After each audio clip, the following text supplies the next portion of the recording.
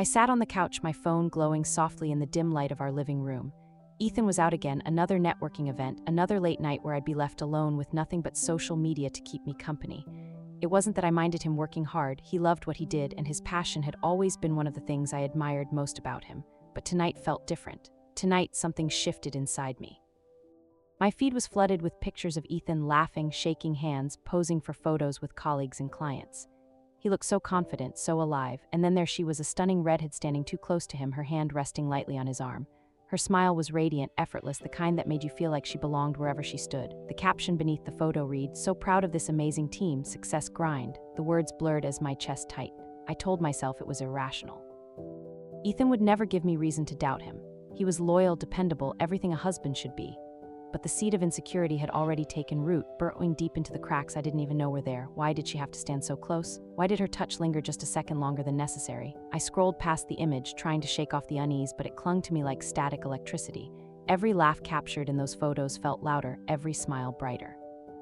And me, I felt smaller, quieter, invisible. Hours passed before Ethan finally came home. I heard the front door open, the faint jingle of his keys dropping onto the side table. His footsteps echoed down the hallway, steady and familiar, yet when he appeared in the doorway, I couldn't bring myself to look at him. "Hey," he said, his voice warm and slightly slurred. "Sorry I'm late, things ran longer than expected." "It's fine," I replied, forcing a smile as I set my book aside. My fingers trembled ever so slightly, betraying the calm facade I tried to project. "How was it?" "It was good," he said, loosening his tie and tossing his jacket over the back of a chair. "You should have seen it, Lil. Everyone was buzzing about the deal we're closing next month. It's huge." His excitement was palpable, his eyes lighting up as he spoke. Normally, I'd share in his joy, basking in the glow of his success. But tonight, all I could focus on was the faint scent of cologne and champagne clinging to him. "You smell like champagne," I said, my tone clipped despite my best efforts to sound casual. Ethan chuckled, running a hand through his disheveled hair. "Yeah, we celebrated a bit, you know how these things go." I nodded, swallowing the lump in my throat. Did I really know how these things went? Or was I fooling myself into thinking I understood his world anymore? He disappeared into the kitchen, humming softly as he grabbed a bottle of water from the fridge. Watching him move around the house, so comfortable in his own skin, only deepened the ache in my chest. Here was this man, the man I married, the man who promised to build a life with me, and yet I felt farther away from him than ever. That night, as Ethan drifted off to sleep beside me, I lay awake, staring at the ceiling. The memory of that woman's hand on his arm replayed in my mind like a broken record. I told myself it was nothing, just an innocent gesture caught on camera, but the pang of jealousy refused to fade. If anything, it grew sharper, gnawing at me until I thought I might suffocate under its weight. And then, somewhere between anger and self-loathing, a dangerous thought crept in. What if I deserve more? What if I'm not enough? Over the next few weeks, I couldn't help but notice how much Ethan talked about his new projects, his clients, and especially Daniel. It wasn't just that they worked together, it was deeper than that. They had become inseparable, spending late nights hunched over laptops in their shared office, celebrating victories with high fives and clinking glasses as if they were brothers bound by blood rather than business. Their camaraderie was magnetic, drawing people into their orbit, but for me, it felt like a force pushing me further away. I tried to join the conversations at first, asking questions or offering input when Ethan mentioned something about an upcoming pitch or a client meeting. But no matter what I said, my words seemed to fall flat, swallowed up by the excitement of their partnership. The dynamic between them was electric, charged with ambition and mutual admiration, and I couldn't compete. Every attempt to insert myself into their world left me feeling more like an outsider looking in, a spectator watching a play where I used to have a leading role. It wasn't just the work talk either, it was everything. Ethan's energy shifted when he spoke about Daniel. His voice carried a warmth, a kind of reverence that I hadn't heard in years, not since those early days of our marriage when we still believed we could conquer the world side by side. Now, though, it felt like Ethan had found someone else to dream with, leaving me behind in the quiet corners of our home. One evening, Ethan announced that he and Daniel were hosting a dinner party at our house, a small gathering to celebrate closing a major deal. "It'll be fun," he said, brushing off my hesitation with a quick kiss on the cheek. Fun wasn't exactly the word I would have chosen, more like exhausting, given how little I knew about most of Ethan's colleagues. Still, I nodded and forced a smile, reminding myself that this was part of being married to someone whose life revolved around networking and success. The night of the party arrived, and the house buzzed with laughter and chatter. Guests mingled in clusters, sipping wine and exchanging stories while soft jazz played in the background. I floated from group to group, nodding politely and contributing occasional comments, but mostly I stayed on the periphery, observing rather than participating. That's where I ended up, on the edge of the room, nursing a glass of white wine when Daniel approached me. "Mind if I sit here?" he asked, gesturing to the empty chair beside me. "Of course not," I replied, surprised by the genuine warmth in his tone. Unlike many of Ethan's associates who often treated me like an afterthought, Daniel made a point of including me in conversations.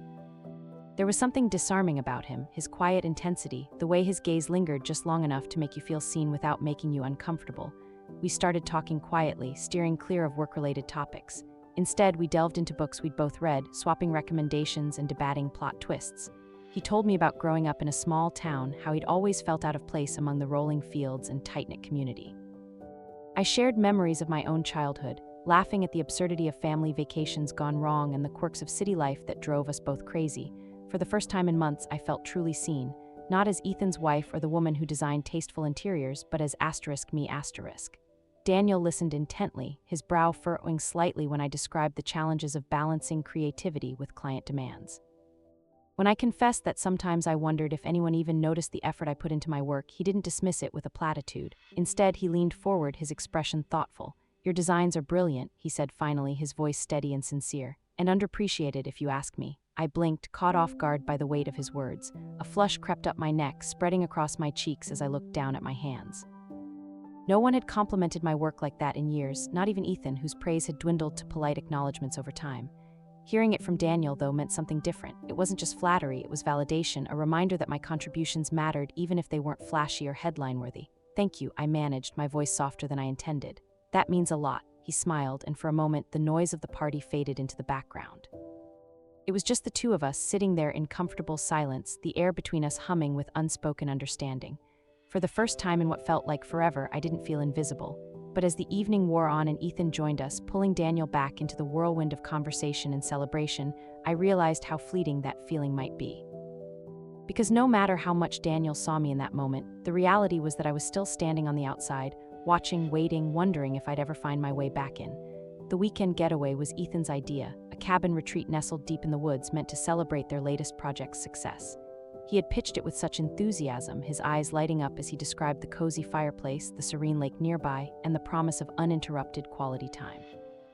I hesitated at first, unsure if I wanted to spend another moment surrounded by reminders of Ethan's work life, but something in his voice, a rare vulnerability, made me relent. I told myself it would be good for us, a chance to reconnect away from the distractions of home. When we arrived at the cabin, though, reality quickly set in. Ethan spent most of the afternoon glued to his phone, packing the living room as he took call after call. His laptop sat open on the dining table, its screen glowing faintly against the dim light filtering through the windows. I watched him from the doorway, my arms crossed tightly over my chest. Each ringtone or notification felt like a dagger piercing the fragile hope I'd carried into this trip. Daniel, on the other hand, seemed determined to make the best of things. While Ethan buried himself in emails, Daniel helped me unpack our bags and carry firewood inside. He joked about how wild we were being, escaping the city for a rustic adventure, and teased Ethan lightly about needing a vacation from his vacation. There was an ease to Daniel's presence that put me at ease too, or maybe it was the way he looked at me as if I were someone worth noticing. By evening, the cabin began to feel less like a retreat and more like an extension of Ethan's office. Exhausted, Ethan finally collapsed onto the couch, his tie loosened and his head tilted back as he closed his eyes. "I'll just rest for a minute," he murmured, but within moments his breathing grew steady, signaling he'd fallen asleep. I stood in the doorway, watching him for a long moment. The guilt tugged at me. I should wake him, suggest dinner, try to salvage what little remained of our plans. But instead, I grabbed a bottle of wine and stepped outside, drawn to the crisp night air and the glittering expanse of stars above. I hadn't been out there long when the sound of footsteps behind me made me turn. It was Daniel, his hands shoved casually into the pockets of his jeans. "Mind if I join you?" he asked, gesturing to the empty space beside me on the wooden bench. "Of course not," I replied, surprised by the genuine warmth in his tone. Unlike many of Ethan's associates who often treated me like an afterthought, Daniel made a point of including me in conversations. There was something disarming about him, his quiet intensity, the way his gaze lingered just long enough to make you feel seen without making you uncomfortable. We started talking quietly, steering clear of work-related topics. Instead, we delved into books we'd both read, swapping recommendations and debating plot twists. He told me about growing up in a small town, how he'd always felt out of place among the rolling fields and tight-knit community. I shared memories of my own childhood, laughing at the absurdity of family vacations gone wrong and the quirks of city life that drove us both crazy. For the first time in months, I felt truly seen, not as Ethan's wife or the woman who designed tasteful interiors, but as *me*. Daniel listened intently, his brow furrowing slightly when I described the challenges of balancing creativity with client demands.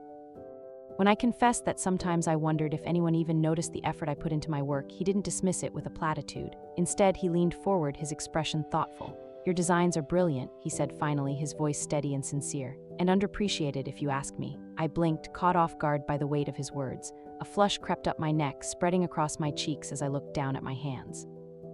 No one had complimented my work like that in years, not even Ethan, whose praise had dwindled to polite acknowledgments over time. Hearing it from Daniel, though, meant something different. It wasn't just flattery, it was validation, a reminder that my contributions mattered even if they weren't flashy or headline-worthy. "Thank you," I managed, my voice softer than I intended. "That means a lot," he smiled, and for a moment the noise of the party faded into the background. It was just the two of us, sitting there in comfortable silence, the air between us humming with unspoken understanding. For the first time in forever, I didn't feel invisible. But as the evening wore on and Ethan joined us, pulling Daniel back into the whirlwind of conversation and celebration, I realized how fleeting that feeling might be. Because no matter how much Daniel saw me in that moment, the reality was that I was still standing on the outside, watching, waiting, wondering if I'd ever find my way back in. Later that night, after everyone else had turned in, I found myself unable to sleep. The house was quiet except for the faint hum of crickets outside and the occasional creak of old wood settling. I slipped out onto the porch, wrapping a blanket around my shoulders as I gazed up at the stars. The cool night air was soothing, a welcome contrast to the chaos of the day. I didn't expect company, so when I heard the soft creak of the door opening behind me, I turned in surprise. It was Daniel, his silhouette framed by the warm glow of the cabin's interior. "Couldn't sleep either?" he asked, stepping closer. "No," I admitted, shifting slightly to make room for him on the bench. "Too much on my mind, I guess," he nodded, settling beside me with a quiet sigh. For a while, neither of us spoke. We simply sat there, sharing the silence and the vastness of the sky above. But then, almost instinctively, he reached out, brushing a strand of hair from my face. His touch was featherlight, barely there, but it sent a shiver racing down my spine. I should have pulled away. I knew that. This was wrong, so wrong. But in that moment, all I could think about was how alive I felt. How different Daniel made me feel compared to Ethan's distant affection. Before I knew it, we were kissing.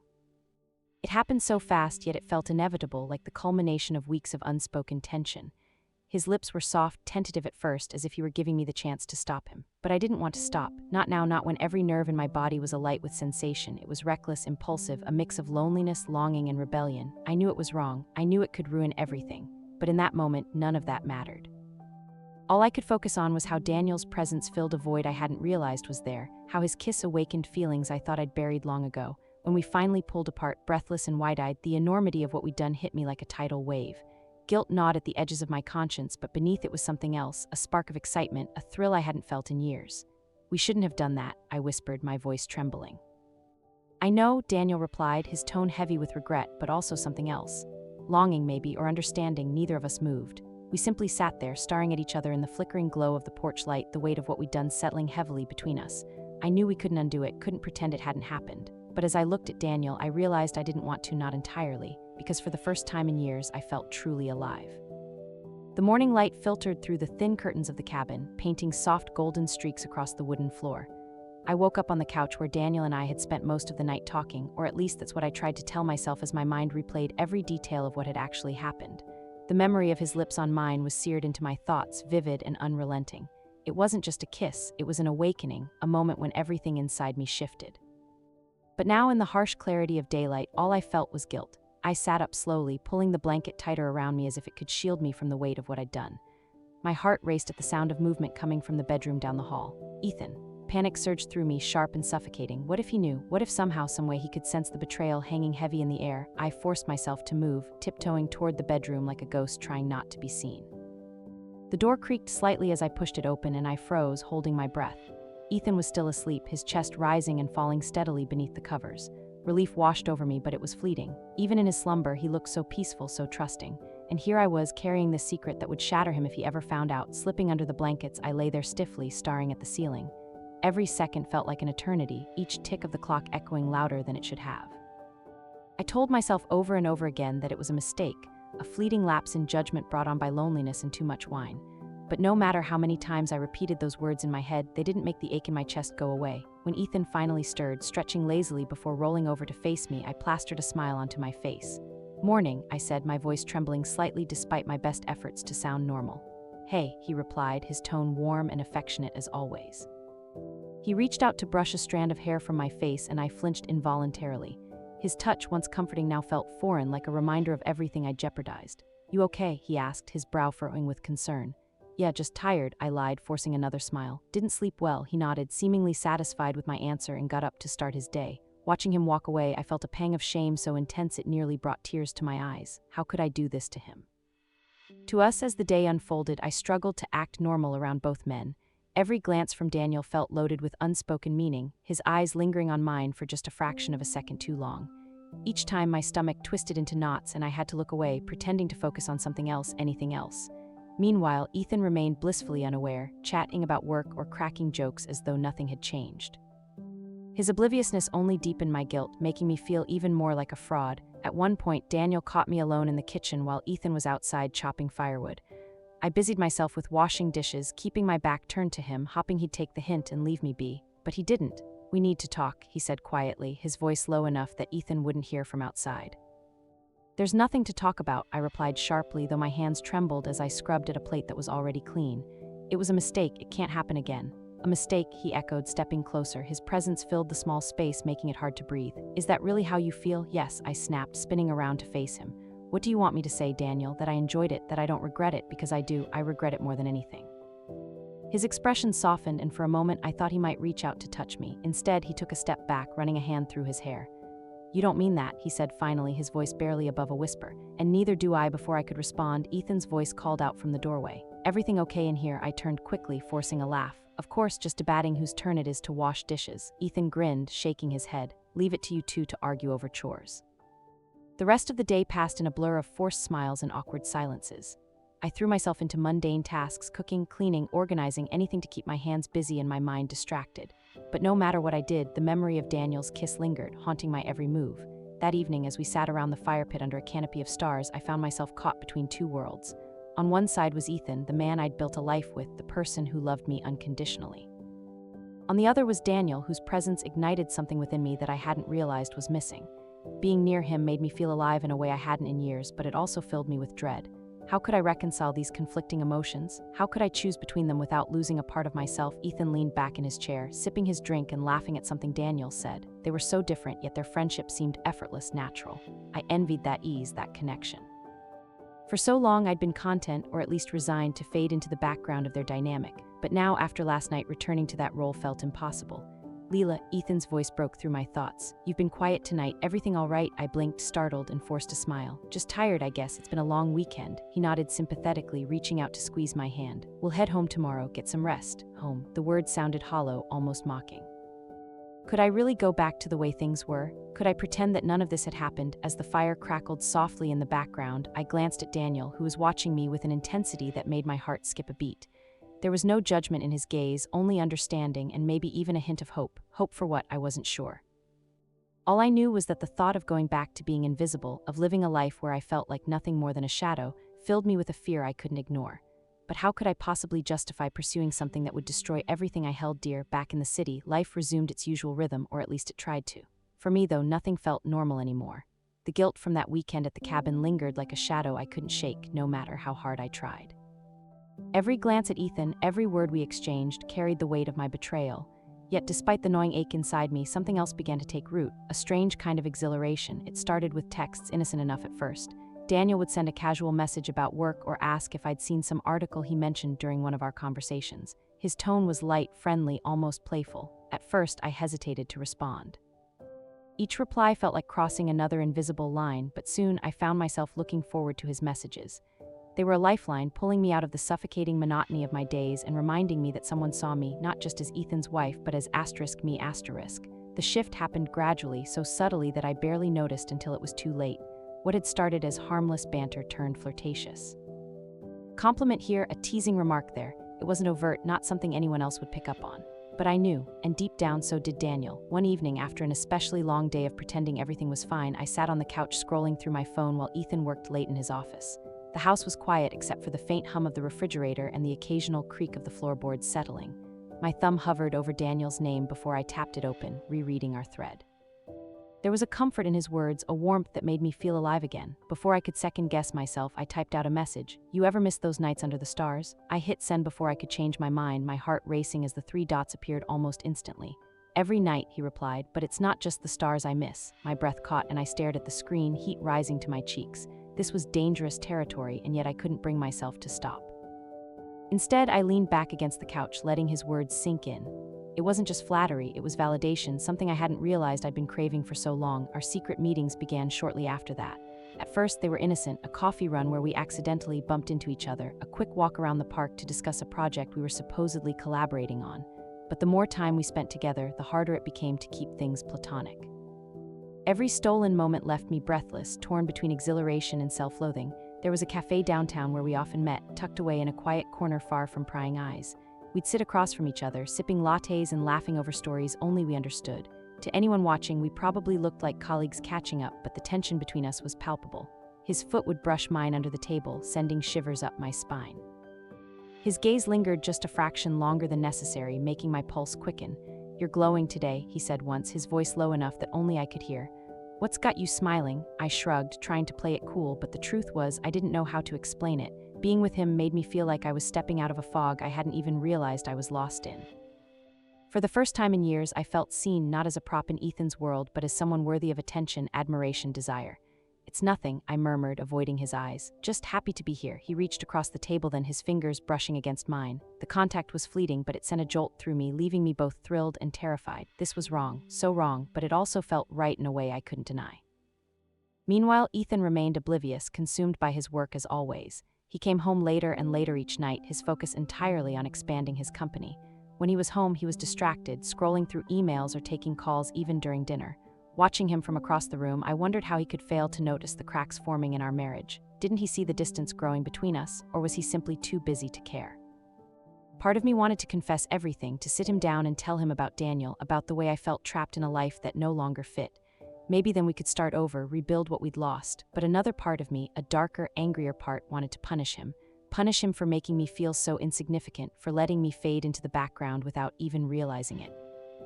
One night, after another argument about finances, or lack thereof, I found myself staring at Ethan as he slept. His face was peaceful, untroubled by the chaos swirling around us. For a moment, I hated him for being so blind, so self-absorbed. And yet, beneath the anger was a pang of sadness for the man I used to love, for the life we used to share. As much as I tried to justify my actions, the guilt never fully went away. It haunted me in quiet moments, whispering reminders of who I used to be and who I'd become. But then Daniel's texts would come, pulling me back into the whirlwind of excitement and danger. With him, I felt alive again, like I was finally reclaiming a piece of myself I thought I'd lost forever. Each meeting left me more conflicted than the last. On the drive home, I'd replay every touch, every word, hating myself for giving in but unable to resist the pull. By the time I walked through the door, I was a mess of emotions, guilt, shame, longing, all tangled together in a knot I couldn't untangle. Ethan would look up from whatever he was doing, his expression softening when he saw me. "Hey," he'd say, reaching out to squeeze my hand. "How was your day?" And I'd force a smile lying through my teeth. "Good, just busy." The irony wasn't lost on me. Here I was, deceiving the man I loved, all while pretending everything was fine. But the alternative, facing the truth, felt impossible. How could I explain something I didn't fully understand myself? One rainy afternoon, Daniel and I met at the cafe again. The rain drummed against the windows, muffling the sounds of the city outside. We sat close, our knees nearly touching beneath the table. His hand found mine, his grip firm yet gentle. "We can't keep doing this," I whispered, though my voice lacked conviction. "It's going to ruin everything." "Or maybe it'll save you," he countered, his eyes searching mine. "Maybe it'll give you the courage to admit what you really want." I shook my head, tears prickling at the corners of my eyes. "I don't know what I want anymore." "Yes, you do," he said softly. "You're just scared to admit it." His words struck a chord deep within me, resonating with fears and desires I'd buried long ago. He was right, I was scared. Scared of losing Ethan, scared of losing myself, scared of facing the truth about who I'd become. But as I looked into Daniel's eyes, I realized something else. I was also tired of running, tired of hiding, tired of feeling invisible. For better or worse, this was who I was now. And whether I liked it or not, there was no turning back. The announcement came during dinner, the kind of meal Ethan had become so fond of lately. Takeout sushi spread across the dining table, his phone buzzing incessantly beside him. He barely looked up as he spoke, his voice casual but tinged with excitement. "I'll be heading out for 2 weeks," he said, scrolling through an email on his phone. Big deal closing in Seattle, could be huge for the company. My fork froze midair, the piece of salmon dangling precariously before I set it back down on my plate. 2 weeks, 14 days without him hovering around, asking how my day went or offering unsolicited advice about work-life balance. Part of me should have felt relieved, freedom from the suffocating routine we'd fallen into, but instead all I felt was anger. A hot, seething rage that bubbled up from somewhere deep inside me. "That's great," I forced out, plastering a smile onto my face. It didn't reach my eyes, but Ethan wasn't paying attention anyway. His focus was glued to whatever spreadsheet or proposal he was reviewing, oblivious to the storm brewing within me. "Yeah, it's been a long time coming," he replied absently, finally glancing up just long enough to flash me one of his trademark grins, the kind that used to make my heart skip a beat. Now it only made my stomach churn. "You'll hold down the fort while I'm gone, right?" "Of course," I said, my tone light despite the bitterness clawing at the edges of my words. "What else would I do?" He chuckled, shaking his head like I'd made some clever joke, and went back to his phone. The rest of the meal passed in silence, punctuated only by the occasional clink of silverware against porcelain and the faint hum of notifications lighting up his screen. By the time he excused himself to pack for the trip, I was gripping the edge of the table so tightly my knuckles turned white. That night after Ethan disappeared into his office to finalize travel plans, I found myself staring at Daniel's name on my phone. My thumb hovered over the call button, trembling slightly as I debated whether to text him or just leave things alone for once. But the thought of spending another evening trapped in this house, pretending everything was fine, was unbearable. Before I could second-guess myself, I sent the message, "Are you free tonight?" His reply came almost instantly. "Always for you." I hated how those 4 words sent a shiver down my spine, how they made me feel wanted in a way Ethan hadn't in years. And yet, even as I grabbed my coat and slipped out the door, guilt gnawed at me like a persistent ache. Daniel's apartment was on the other side of town, tucked away in a quiet neighborhood where the streets were lined with towering trees and dimly lit lampposts. When I arrived, he opened the door before I could knock, pulling me inside with an urgency that mirrored my own. His lips crashed against mine before the door even closed, his hands moving over my body with a desperation that left no room for thought. For a moment, I let myself get lost in it, the heat, the intensity, the sheer recklessness of it all. It was easier than facing the truth of what I'd become. We stumbled toward the bedroom, shedding clothes along the way like layers of armor falling away. Every touch burned, every kiss tasted bittersweet. There was something raw and primal about the way we moved together, as if we were both trying to outrun something neither of us fully understood. Maybe it was loneliness, maybe it was fear, or maybe it was just the overwhelming need to feel alive, even if it was fleeting. When it was over, I collapsed onto the bed beside him, my chest heaving as I tried to catch my breath. The room was silent except for the sound of our ragged breathing, the weight of what we'd done settling heavily between us. Daniel reached out, brushing a strand of hair from my face, but I couldn't meet his gaze. Instead, I stared at the ceiling, tears pricking at the corners of my eyes. "Hey," he murmured, his voice soft and tentative. "What's wrong?" I shook my head, swallowing hard as the first tear spilled over. "Nothing," I whispered, though the words sounded hollow even to my own ears. "It's nothing." But it wasn't nothing, it was everything. The guilt, the shame, the anger, all of it crashed over me like a tidal wave, leaving me gasping for air. I rolled onto my side, curling into myself as the sobs began to rack my body. Daniel pulled me close, wrapping his arms around me and holding me tight, but even his warmth couldn't chase away the cold emptiness that had taken root in my chest. "I hate him," I choked out, the words tumbling out before I could stop them. "I hate him for making me feel like this." "For making you feel what?" Daniel asked gently, his hand rubbing soothing circles on my back. "Invisible," I admitted, my voice breaking. "Like I don't matter unless I'm doing something for him, like I'm just background noise." "You're not invisible to me," he said firmly, tilting my chin up so I had no choice but to look at him. "You never have been." His words should have comforted me, but they only made the guilt worse. Because as much as I wanted to believe him, as much as I craved the validation he offered, I knew I didn't deserve it. Not anymore. "It's not just him," I confessed, my voice barely above a whisper. "I hate myself too, for letting this happen, for being so weak." Daniel sighed, pressing a kiss to my forehead. "You're not weak, Lila, you're human, and sometimes humans make mistakes." "But this isn't just a mistake," I shot back, pulling away from him. This is destroying everything. My marriage, my life, who I am. How do I fix that? How do I go back to being the person I used to be?" He didn't answer right away, his expression thoughtful as he studied me. Finally, he said, "Maybe you can't go back. Maybe it's time to figure out who you want to be now." His words lingered in the air, heavy and unshakable. As much as I wanted to argue, to cling to the idea that I could undo all of this and return to the life I'd built with Ethan, I knew he was right. That version of me, the loyal wife, the supportive partner, felt like a stranger now. She belonged to a past I couldn't reclaim, no matter how hard I tried. Still, the realization didn't bring any relief. If anything, it made the weight pressing down on me feel even heavier. I curled back into Daniel's arms, letting his presence anchor me as the tears continued to fall. For the first time in months, I allowed myself to truly feel everything, the pain, the regret, the longing, and it was exhausting. As the night wore on, the silence between us grew thicker, filled with unspoken questions and unresolved emotions. Eventually, Daniel drifted off to sleep, his breathing steady and calm. But I stayed awake, staring into the darkness and wondering how I'd let things get this far.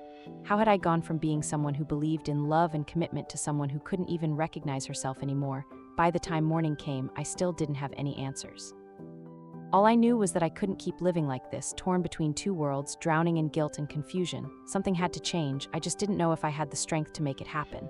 The days that followed were a blur of conflicting emotions, each one pulling me in a different direction. I couldn't stop replaying the argument with Ethan in my mind, the way his voice had cracked when he said he didn't recognize me anymore. Those words haunted me not because they were cruel, but because they were true. The person I'd become was someone I barely knew, someone driven by anger and resentment rather than love or understanding. And Daniel, being with him, felt less like an escape and more like another layer of chaos I wasn't ready to face. I started avoiding Daniel's calls, letting them go to voicemail until the silence between us grew heavier than any conversation could have been. It wasn't just guilt, it was clarity. Our affair hadn't been about passion or connection, it had been about filling a void neither of us fully understood. He made me feel wanted, yes, but that desire came from a place of brokenness, not strength.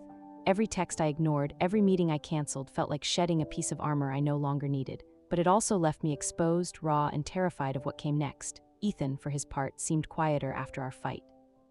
There was a sadness in his eyes that hadn't been there before, a weight he carried as if he finally realized how far we'd drifted apart. One evening, as we sat on opposite ends of the couch, him scrolling through work emails, me pretending to read, I heard him sigh deeply. "We can't keep going like this," he said without looking up. His voice was soft, almost defeated. "I know," I replied, setting my book aside. For the first time in weeks, we actually looked at each other. But maybe we don't have to.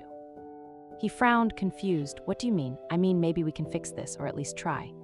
The words felt foreign on my tongue, like I was speaking a language I hadn't used in years. "But it's going to take more than just saying sorry. We both need to change." Ethan nodded slowly, his expression thoughtful. "You're right, I've been so focused on work, on proving something to myself, or maybe to you, that I forgot why we even started this life together." He paused, running a hand through his hair. "I don't want to lose you, Lila, not like this." His vulnerability caught me off guard. This wasn't the Ethan who breezed through life with blind confidence. This was the man I'd fallen in love with years ago, the one who cared enough to admit when he was wrong. Still, I knew apologies weren't enough. Words wouldn't mend the fractures between us unless we backed them up with action. That's when I suggested therapy, not just couples counseling, but individual sessions for both of us. At first, Ethan hesitated, his pride getting in the way. But eventually he agreed, recognizing that our problems ran deeper than either of us had been willing to admit.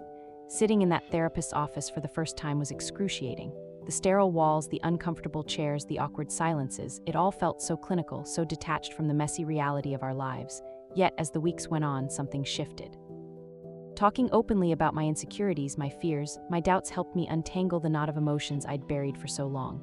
I realized that my unhappiness hadn't started with Ethan's neglect. It had roots in my own struggles with self-worth, in the expectations I'd placed on myself and others.